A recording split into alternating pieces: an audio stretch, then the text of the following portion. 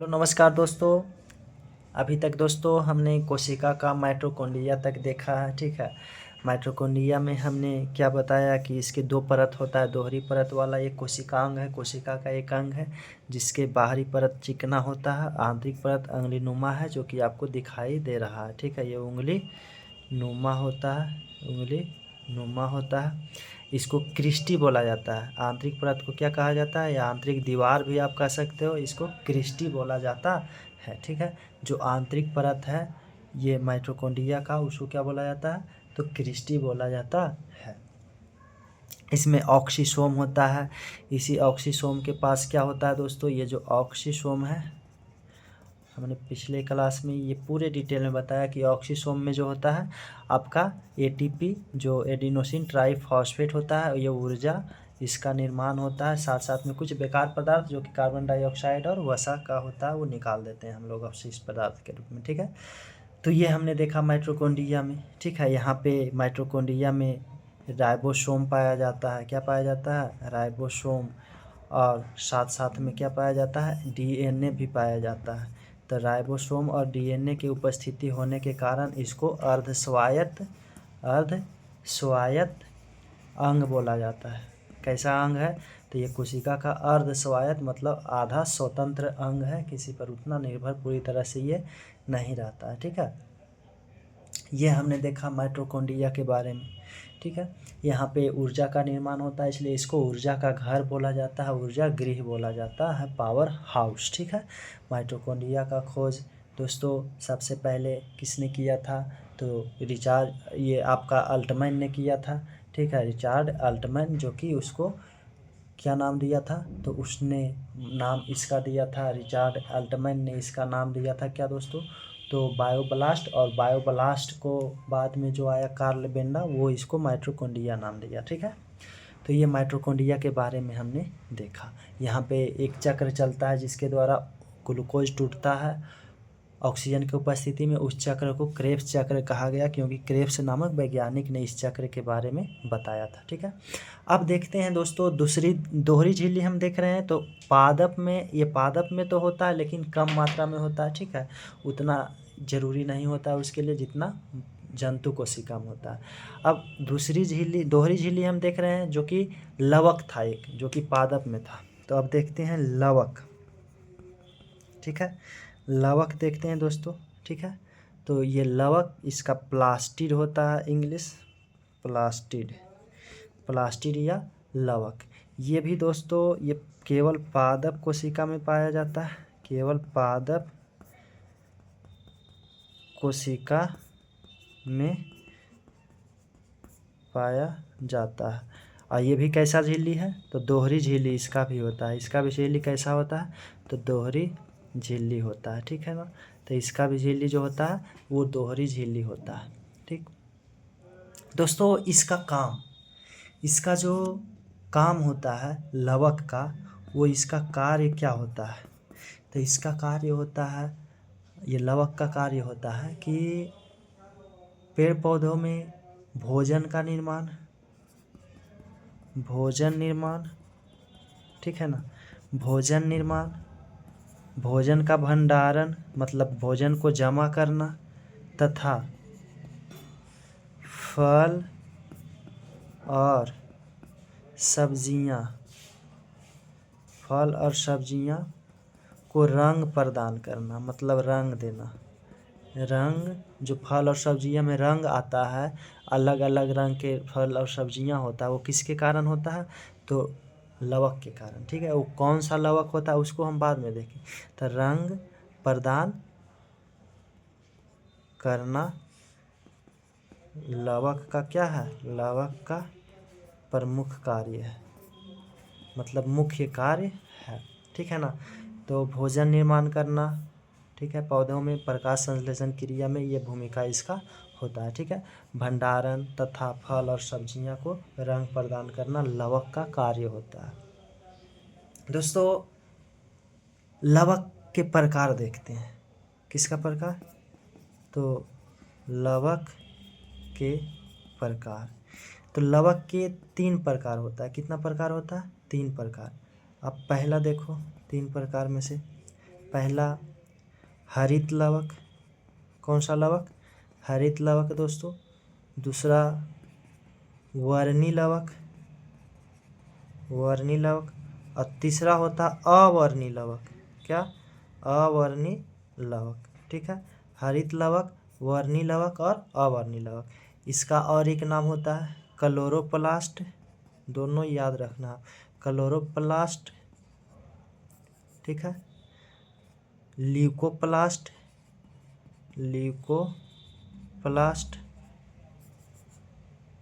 और chloroplast, chromoplast, chromoplast और leucoplast, leucoplast. ठीक है, क्लोरोप्लास्ट, क्रोमोप्लास्ट, ल्यूकोप्लास्ट, हरित लवक, वर्णित लवक, अवर्णित लवक। ठीक है, तो ये है आपका लवक। लवक हमने कहा कि पादप कोशिका का में पाया जाने वाला, मतलब कि ये है केवल जो कि दोहरी झिल्ली होता है। इसका जो कार्य होता है भोजन निर्माण करना, भंडारण भोजन का जमा करना, फल और सब्जियां का रंग प्रदान करना, इसका मुख्य कार्य होता है। लवक जो होता है वो 3 प्रकार के होता है, हरित लवक, वर्णी लवक, अवर्णी लवक। क्लोरोप्लास्ट हरित लवक को बोला जाता है, वर्णी लवक को क्रोमोप्लास्ट और ल्यूकोप्लास्ट। ये दोस्तों वर्णी मतलब रंग, रंग जो देता है, जो फिल्म उल्म शूट होता है वो क्रोमा शूट उसको बोला जाता है, तो क्रोमा शूट। ठीक है ना, कहीं पे भी शूट होता है पीछे, वैसा क्रोमा शूट को, वैसा कलर को लगा दिया जाता है। ठीक है ना, तो ये है।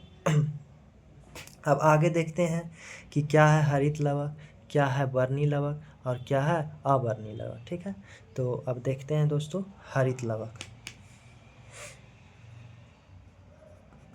हरित लवक, लवक का 3 प्रकार। पहला हरित लवक, इसी को क्या बोला जाता है? तो क्लोरोप्लास्ट, क्लोरोप्लास्ट। इसका कार्य को हम समझते हैं। तो इसका जो कार्य होता है हरित लवक का, वो दोस्तों ये अधिकांश से कहाँ पाया जाता है? तो पेड़ पौधा का जो हरा भाग होता है ना, ज़्यादातर वहाँ ये पाया जाता है। ठीक है, तो कहाँ पाया जाता है? तो आप ऐसे लिख लेना कि हरित लवक पेड़ पौधों के हरे भाग तथा ज़्यादातर पत्तियों में पाया जाता है। पेड़ पौधों के हरे भाग, कहाँ पे? हरे भाग तथा ज़्यादातर, तो क्या कहाँ पाया जाता है? पत्तियों में सबसे ज़्यादा पाया जाता है, पत्तियों में पाया जाता है। ठीक है, पत्तियों में पाया जाता है। तो ये पेड़ पौधे के हरा भाग तथा ज़्यादातर पत्तियों में पाया जाता है। ठीक है, इसके साथ क्लोरोफिल पाया जाता है। हरित लवक के साथ, हरित लवक के साथ यानी हरित लवक में क्या पाया जाता है? क्लोरोफिल पाया जाता है, क्लोरोफिल पाया जाता है। ठीक है, तो इसके साथ क्या पाया जाता है?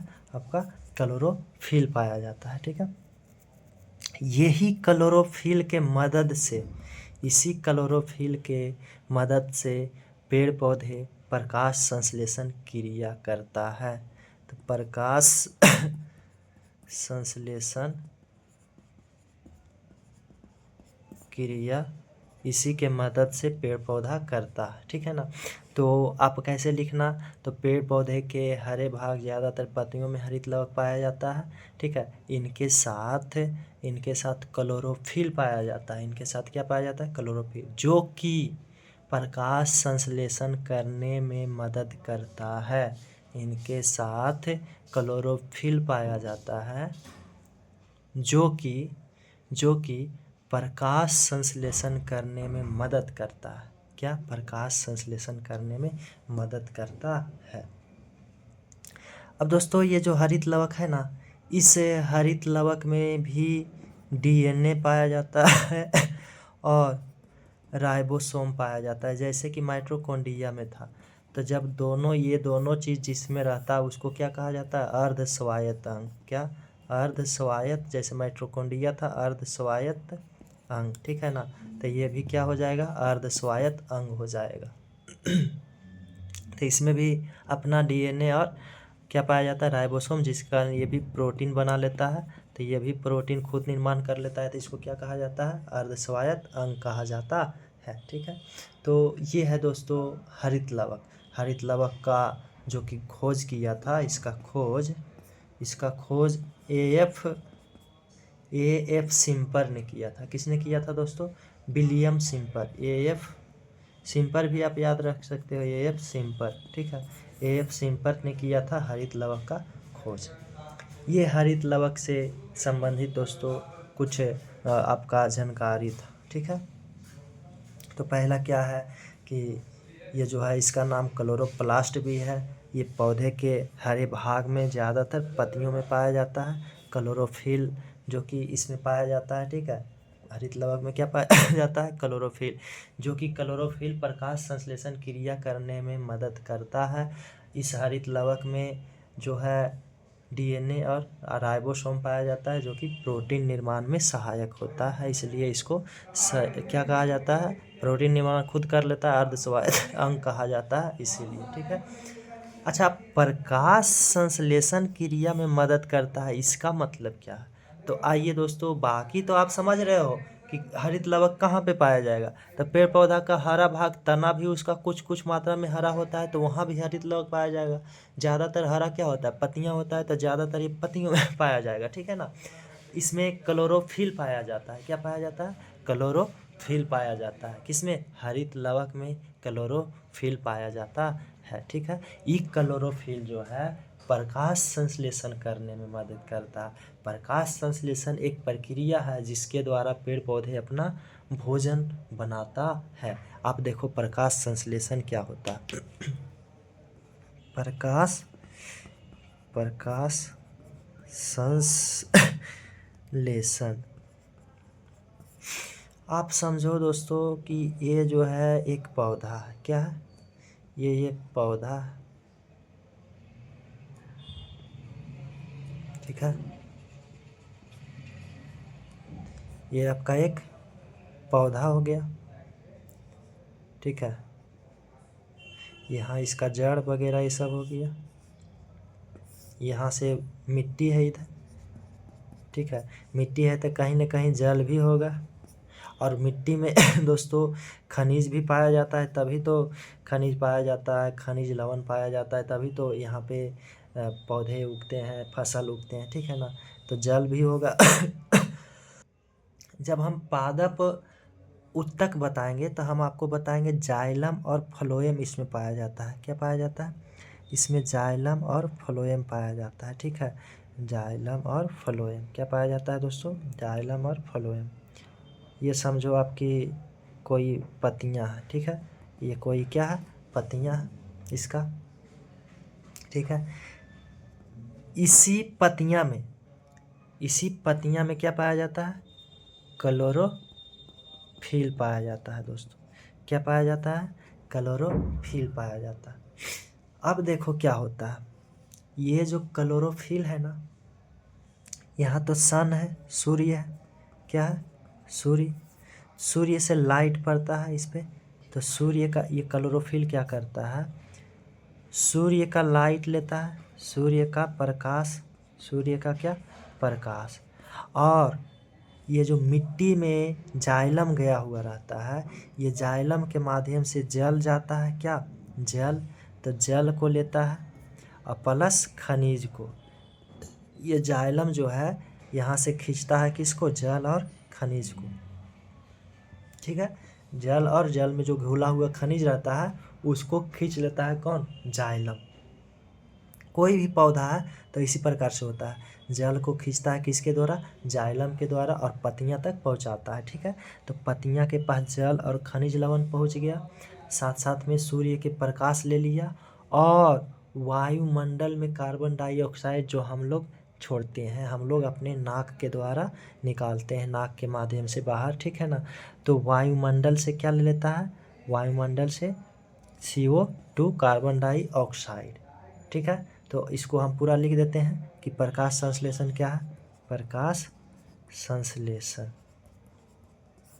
तो हमने क्या बताया दोस्तों कि देखो, पहले तो आप रखो कि सूर्य के प्रकाश, देखो आप प्रकाश संश्लेषण में क्या होता है कि वायुमंडल से क्या लेता है, कार्बन डाइऑक्साइड। हरे पौधे सूर्य के प्रकाश की उपस्थिति में वायुमंडल से कार्बन डाइऑक्साइड, अब मिट्टी से जल प्लस खनिज ये ले लिया, ठीक है। अब क्लोरोफिल है, क्लोरोफिल पत्तियां में है, क्लोरोफिल और सूर्य के प्रकाश। अब इतना चीज़ लेकर ये समझो, इतना चीज़ जो है ना ये पेड़ पौधे के लिए कच्चे सामग्री है, इससे बना लेता है ग्लूकोज। क्या बनाता है दोस्तों C6H12O6 मतलब ग्लूकोज बना लिया। क्या बना लिया, ग्लूकोज। और साथ साथ में ऑक्सीजन और H2O जो कि ये वाष्प है, तो वाष्प के रूप में पत्तियां पर ये क्या करता है, निकाल देता है। आप सवेरे सवेरे किसी भी टाइम देखोगे, सवेरे सवेरे आप इस पर कुछ वाष्प के रूप में मतलब निकला हुआ रहता है, ठीक है। तो ये कहाँ से निकलता है, जब पेड़ पौधे प्रकाश संश्लेषण करता है ना तो वो अपना भोजन बना लेता है, जो कि क्या बनाता है, तो ग्लूकोज बना लेता है। क्या बना लेता है, ग्लूकोज बनाता है, ठीक है।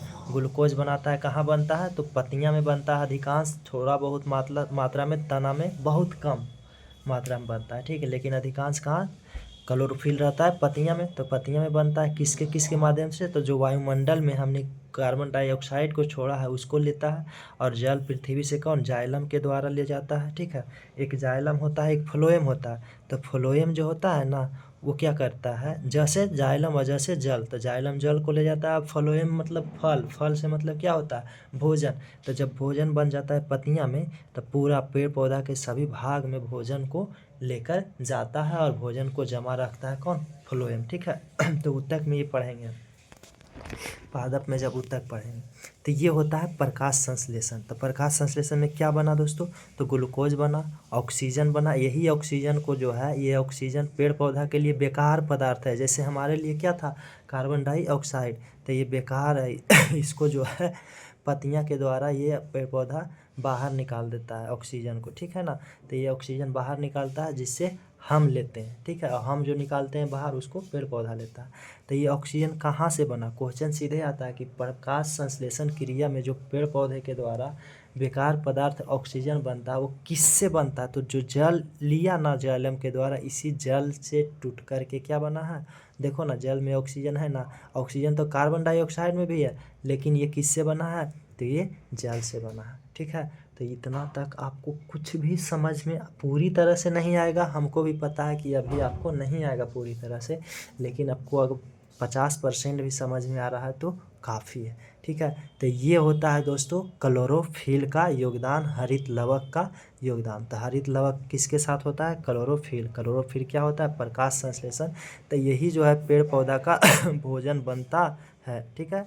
भोजन बनता है जो कि संग्रहित लगता है किसके रूप में, स्टार्च और वसा के रूप में, आपको पहले हमने बताया है, ठीक है। जो कि स्टार्च क्या है, इसका फल है, तो फल के रूप में जमा रख लेता है, ठीक है।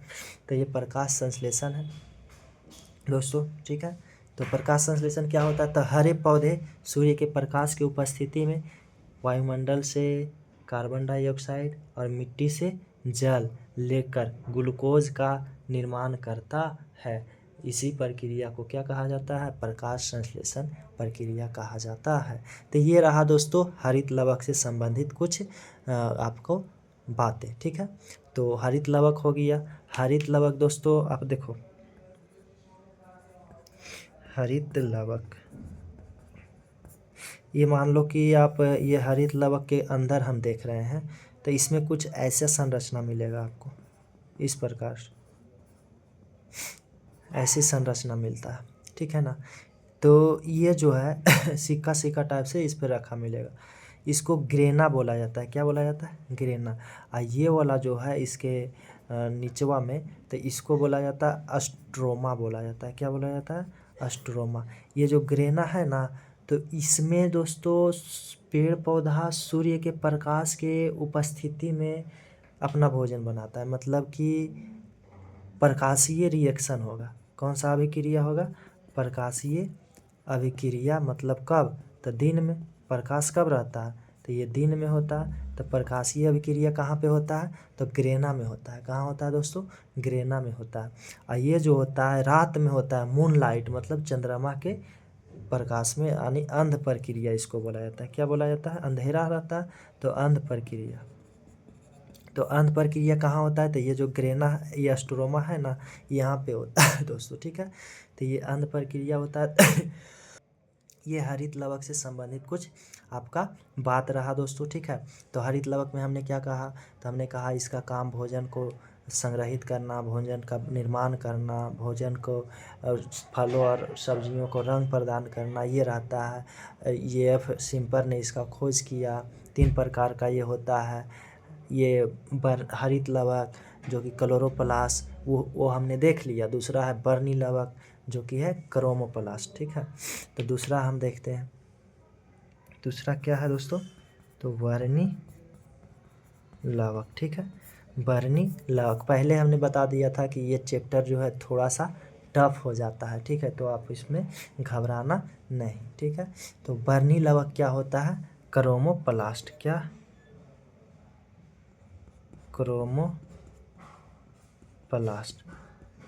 वर्णी मतलब कि वर्ण मतलब रंग, ठीक है। तो जो हमने कहा कि लवक का 3 काम, लवक का क्या कितना काम? 3। भोजन निर्माण, तो भोजन निर्माण कौन लवक कर दिया? हरित लवक।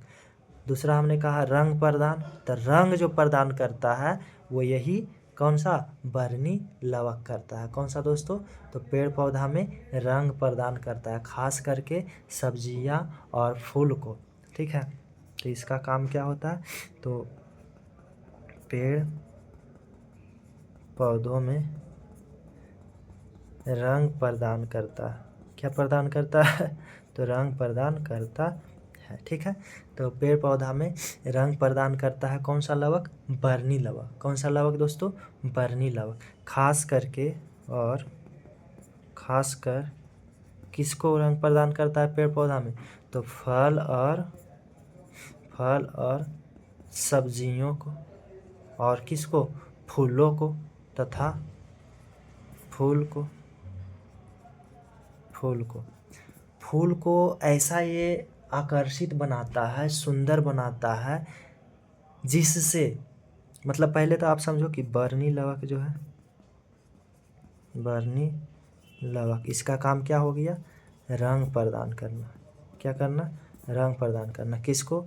फल, सब्जी और किसको? फूल को। दोस्तों ये फूल को क्या करता है? इसका दूसरा काम मतलब ये है कि फूल को इतना सुंदर बनाता है ना, ताकि कीटाणु, कीड़े मकोड़े उस पर आए। जब फूल पर कीड़ा मकोड़ा, ये समझो कि कोई यहाँ पे फूल है, तो इस फूल पे कोई कीड़ा बैठता है, तो उस कीड़ा के पैर में इस फूल के कुछ छोटा छोटा कण होता है इसके पास, ठीक है। तो ये कण इसके पैर में लग जाता है, ठीक है। तो ये कण जब इसके पैर में चिपक जाता है, तो फिर ये दूसरा फूल पर भी जाकर बैठेगा। एक फूल से थोड़ी ना दूसरा फूल का रस जाकर लेगा ये। तो दूसरा फूल पे जब जाएगा तो इसका पैर वाला कुछ भाग उसके दूसरा फूल पे चला जाता है। तो जो ये छोटा छोटा भाग है उसको परागकण कहा जाता है। क्या कहा जाता है? परागकण।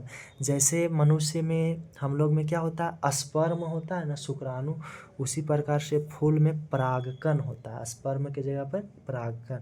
उस परागकण को फूल के अंदर ओवम यानी अंडा तक पहुंचता है, तो दूसरा निर्माण होता है किसका? फल का, ठीक है। जैसे मनुष्यों में शुक्राणु महिला के अब अंडा तक पहुंचता है, ठीक है, ओवरी तक, तो क्या होता है? निषेचन हो जाता है और आगे का प्रोसेस बच्चा निर्माण के शुरू होता है। ठीक उसी प्रकार से यहाँ भी होता है। तो अट्रैक्टिव दिखाता है, मतलब सुंदर और आकर्षक, ताकि कीटाणु आए हमारे ऊपर और बैठे। जैसे महिला भी अट्रैक्टिव दिखता है, तो ये पुरुष समाज के लोग ये मतलब कि उसके ओर आकर्षित होता है, ठीक है। तो ये है वर्णित लवक, ठीक है। तो वर्णित लवक ही जो है फूलों को रंग प्रदान करके परागकण में मदद करता है, ठीक है। तो दूसरा आप लिख लेना इसका काम कि वर्णी लवक फूलों को विशेष रंग देकर परागन, अच्छा परागकण को अंडा तक ले जाना परागन कहलाता है, ठीक है। वो सब हम बताएंगे आगे आपको पूरी डिटेल से, ठीक है। क्योंकि जो भी शब्द आपको बायोलॉजी में साइंस में नहीं समझ में आ रहा है वो आगे कहीं ना कहीं पढ़ना ही है, ठीक है। तो परागन में मदद करता है, जैसे निषेचन होता है मनुष्य में तो यहाँ पे परागन होता है, ठीक है। तो परागन में मदद करता है। निषेचन क्या होता है मनुष्य में कि शुक्राणु को अंडाणु से जुटना क्या होता है, निषेचन। इसी प्रकार से परागकण को किससे जुटना, तो पुष्प के अंडा से जुटना वो परागन कहलाता है, ठीक है। तो ये इसका काम होता है किसका दोस्तों, वर्णी लवक को। फलों और सब्जियों को ये रोग प्रतिरोध क्षमता से विकसित करके बचाता है। तो यहाँ तक आपको वर्णी लवक की इतना ही याद रखना है कि ये जो है क्रोमोप्लास्ट इसका नाम है, पेड़ पौधा में रंग प्रदान करता है। इतना भी आप याद रख लिए हो तो काफ़ी है। वर्णी लवक, हरित लवक में आप इतना याद रखना कि हरित लवक जो है वो जो है पेड़ पौधा के हरे भाग में अधिकांश पाया जाता है, ठीक है ना, जो कि प्रकाश संश्लेषण क्रिया करने में भाग लेता है क्योंकि उसमें क्लोरोफिल पाया जाता है, ठीक है। तो ये हमने देखा। दूसरा है अवर्णी लवक दोस्तों, क्या है अवर्णी लवक। ये जो अवर्णी, तीसरा दोस्तों, तीसरा अवर्णी लवक। वर्णी लवक मतलब रंग प्रदान करना, ठीक है, रंग बिरंगे। तो ये रंगहीन हो जाएगा। अवर्णी लवक जो होता है यह जो है यह लवक रंगहीन होता है। कैसा होता है, रंगहीन मतलब कोई रंग का नहीं होता, रंगहीन अथवा सफ़ेद होता है। कैसा होता है, तो सफ़ेद होते हैं। कैसा होते हैं दोस्तों, सफ़ेद होते हैं, ठीक है।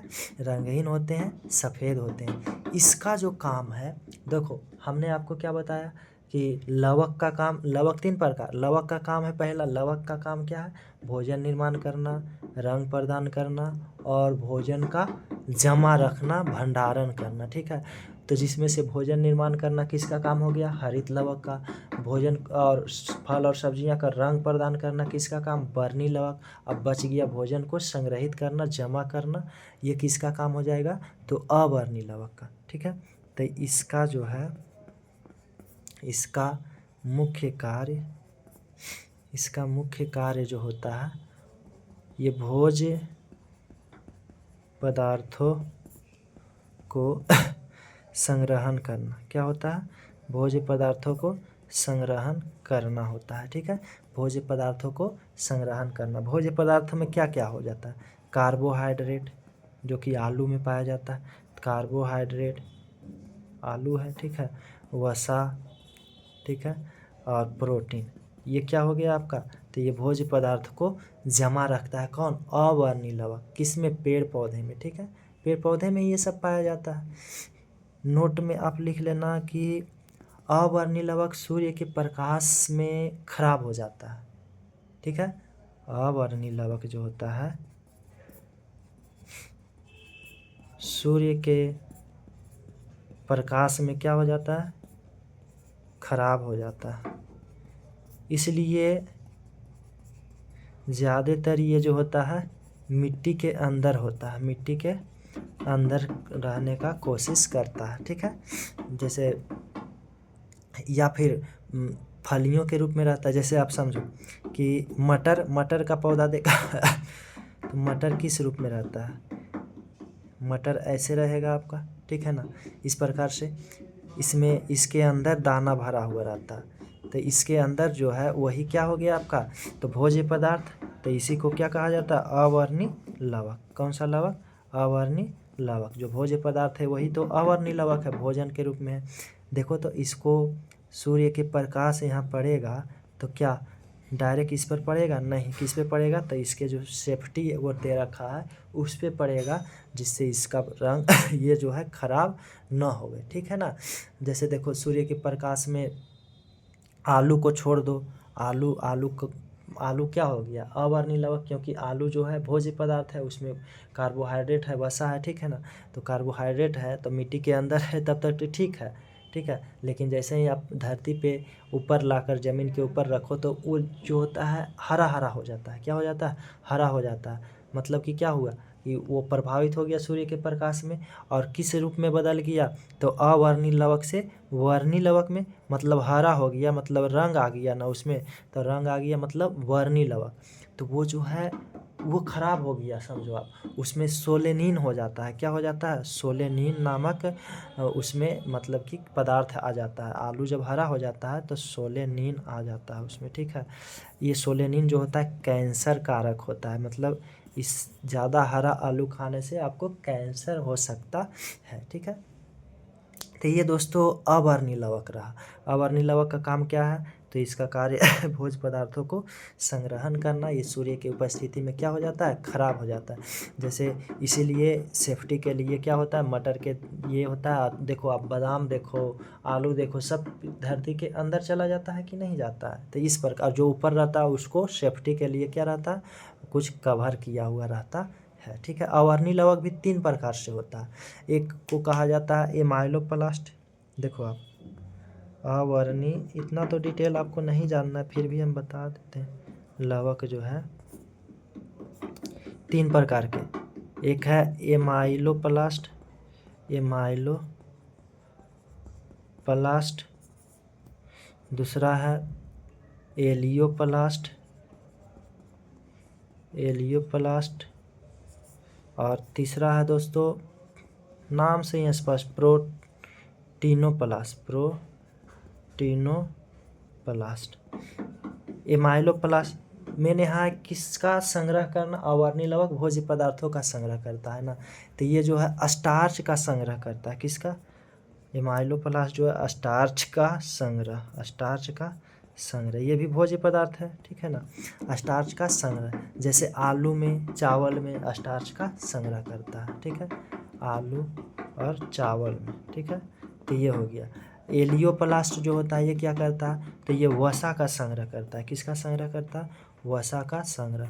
तो सभी प्रकार के एक में ये हो जाएगा आपको, तिलहन, दलहन, ये सब में वसा पाया जाता है, तो इसका मतलब संग्रह। मूंगफली, सोयाबीन। प्रोटीनोप्लास्ट मतलब प्रोटीन का संग्रह। किसका संग्रह? प्रोटीन का संग्रह करना, प्रोटीन को जमा करना, ठीक है। तो इसमें भी सोयाबीन हो जाएगा आपका, मूंगफली हो जाएगा, उसमें प्रोटीन पाया जाता है। तो ये रहा दोस्तों आपका क्या, तो अवर्णीय लवक, ठीक है। इसको ना भी याद रखो तो कोई दिक्कत नहीं है। माइलोप्लास्ट स्टार्च का संग्रह, एलियोप्लास्ट आपका वसा का संग्रह, प्रोटीनोप्लास्ट प्रोटीन का संग्रह करता है, ठीक है। यही होता है, हमने बताया कि अवर्णीय लवक जो होता है सूर्य के प्रकाश में आता है तो क्या होता है? खराब हो जाता है, यानी उसमें वर्णीय लवक आ जाता है। जैसे एमाइलोप्लास्ट क्या हो जाता है? तो वर्णीय लवक में बदल जाता है, ठीक है। आलू को आप खेत में छोड़ दो खुला, मतलब कि तो वो क्या हो जाता है? हरा हो जाता है। हरा हो जाता है मतलब आपका अवर्णीय लवक किस में बदल गया? वर्णीय लवक में, ठीक है, यानी हरा हो गया। तो उसमें सोलेनिन नामक घातक रसायन आ जाता है जो कि कैंसर का कारक होता है। तो यहाँ दोस्तों ख़त्म हो जाता है आपका लवक, ठीक है। तो लवक का क्लास ख़त्म हुआ आज। अब जो भी है दोस्तों वो छोटा छोटा है, अब ज़्यादा उतना नहीं पढ़ना है, ठीक है। तो हमने बताया आपको लवक, क्या बताया दोस्तों? लवक। हमने इसका 3 काम बताया। पहला क्या? भोजन निर्माण, भोजन निर्माण। दूसरा हमने क्या बताया? तो दूसरा हमने बताया कि भोजन का रंग प्रदान करना, या फलों को, ये भोजन ही है, सब्जियों को क्या करना? रंग प्रदान करना। और तीसरा हमने क्या बताया? तो तीसरा हमने बताया दोस्तों कि भोज्य पदार्थों को संग्रह करना, भोज्य पदार्थों को क्या करना? तो संग्रह करना, जमा करना, ठीक है। जिसमें से भोजन निर्माण किसका काम है? तो लवक 3 प्रकार हमने बताया था, 3 काम 3 प्रकार के, ठीक है। एक हरित लवक, दूसरा वर्णीय लवक, और तीसरा अवर्णीय लवक, अवर्णीय लवक। हरित लवक क्या करता है? तो भोजन निर्माण में सहायक होता है, क्योंकि इसमें क्लोरोफिल पाया जाता है, तो उस क्लोरोफिल में प्रकाश संश्लेषण प्रक्रिया होता है, ठीक है। तो ये हो जाता है।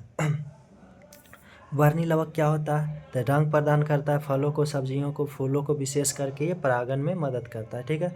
अवर्णीय लवक तो भोज्य पदार्थों को जमा करता है, जिसमें से हमने 3 बताया कि ये एमाइलोप्लास्ट, एलियोप्लास्ट और क्या, तो प्रोटीनोप्लास्ट, एमाइलोप्लास्ट किसका मतलब कि करता है, तो वो करता है आपको स्टार्च का संग्रह, एलियोप्लास्ट वसा का संग्रह और प्रोटीनोप्लास्ट प्रोटीन का संग्रह। ठीक है, तो ये रहा लवक दोस्तों। ठीक है ना, तो ये लवक से संबंधित कुछ विशेष बातें रहा दोस्तों।